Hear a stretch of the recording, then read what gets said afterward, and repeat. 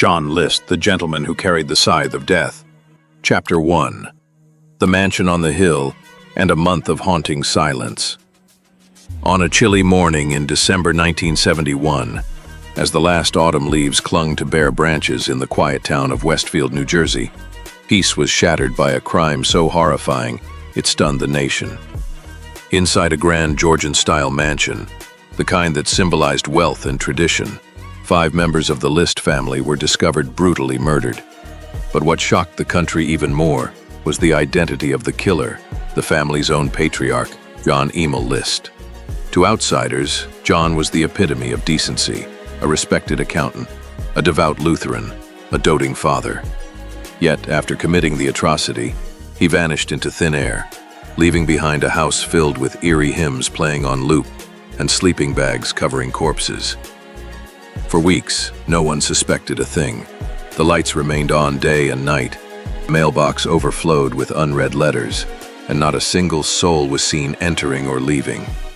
Eventually, police entered the house through the basement and uncovered a gruesome scene. The air was thick with the stench of death. 4 bodies lay in sleeping bags in the ballroom: John's wife Helen, their 3 children, and upstairs, his elderly mother, Alma. A handwritten confession was found, where John claimed he killed them not out of hatred, but to deliver them from a world that had abandoned God. Chapter 2. A Man Raised in the Shadows of Morality.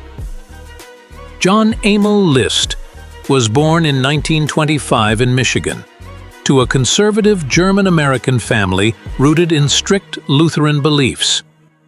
His childhood was a cold routine of morning Bible readings, silent meals, and suppressed emotions. His father ruled with an iron fist, while his mother remained a meek, passive figure in the background. Raised without warmth, John became an emotionally repressed, socially awkward man who clung to rules, religion, and discipline. After serving in World War II, he built a respectable career in accounting. In 1951, he married Helen, a widow with a daughter, and began crafting the image of the perfect suburban family man. But beneath the surface, cracks were forming. Helen, who had secretly contracted syphilis from her previous husband, struggled with alcoholism and erratic behavior. Their 3 children, Patricia, John Jr., and Michael, grew up in an increasingly strained home where joy was rare and rigid expectations loomed large.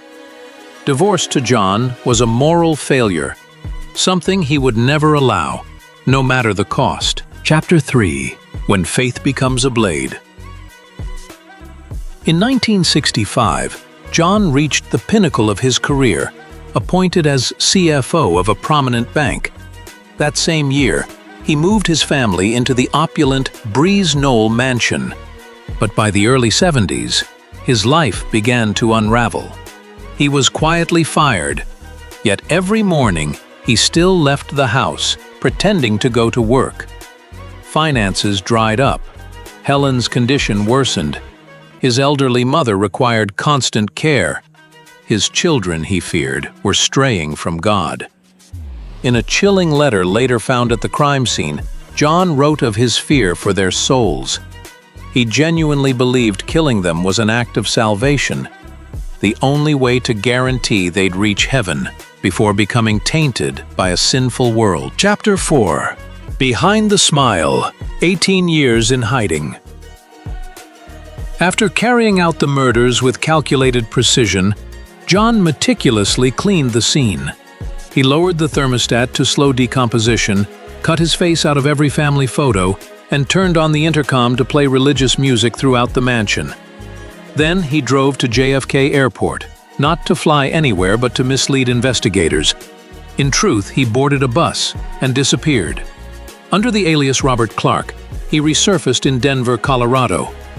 There, he found work as an accountant, regularly attended church, and even became a trusted member of the community.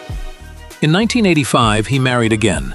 His new wife, unaware of the dark secret buried in his past. For nearly 2 decades, the man who orchestrated one of the most disturbing family murders in American history lived as a model citizen. Chapter 5. Justice Molded in Clay. broadcast by television. In 1989, the case took a dramatic turn when America's Most Wanted aired a special on the unsolved List murders.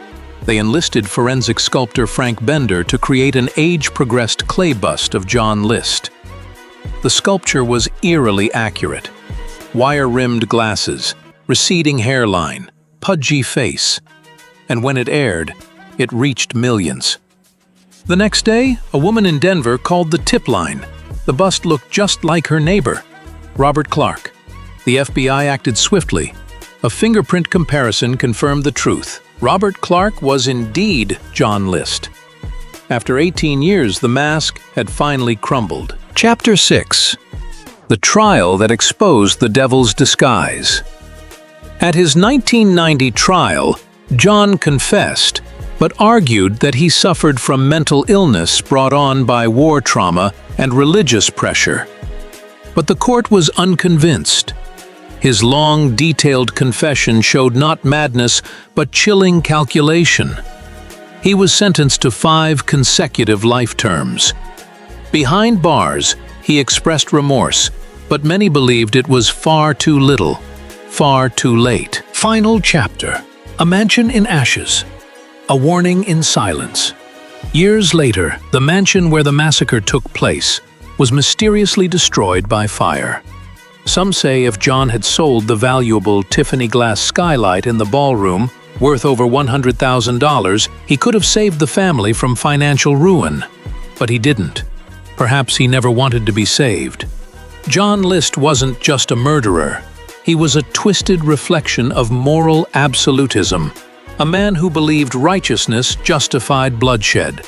His story is a cautionary tale that blind faith, when wielded without compassion, can become the deadliest weapon of all.